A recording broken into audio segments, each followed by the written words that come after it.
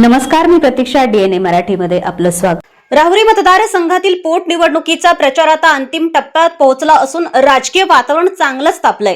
प्रचाराच्या शेवटच्या टप्प्यात सर्वच पक्षांनी जोरदार शक्ती प्रदर्शन सुरू केलं आहे. याच पार्श्वभूमीवर वंचित बहुजन आघाडीनेही आक्रमक भूमिका घेत आपला प्रचार वेगाने पुढे नेलाय.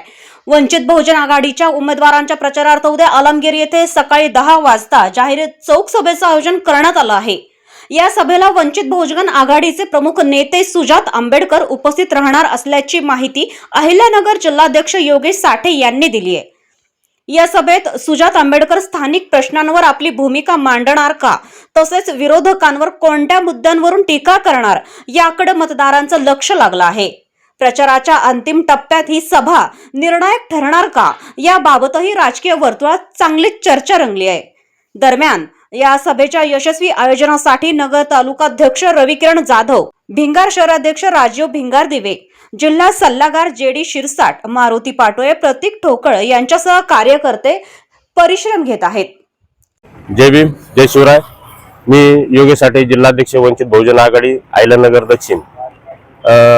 आज आम्ही आलमगीर येथे आलो होतो. उद्या सुजातदादा आंबेडकर म्हणजेच बाळासाहेब आंबेडकरांचे चिरंजीव सुजातदादा आंबेडकर हे 20 एप्रिल 2026 रोजी आलमगीर येथे चौक सभेसाठी येत आहेत.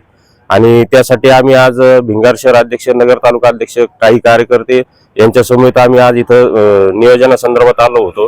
राहुरी पोटनिवडणुकांमध्ये वंचित बहुजन आघाडीचे अधिकृत उमेदवार संतोष एकनाथ तोळके हे उभे आहेत आणि उद्याच्या त्यांच्या प्रचारार्थ सुजातदादा आंबेडकर हे उपस्थित राहणार आहेत.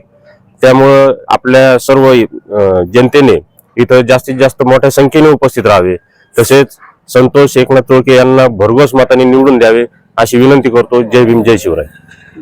प्रतिनिधी मुंतजीर शेख, डीएनए मराठी, अहिल्यानगर.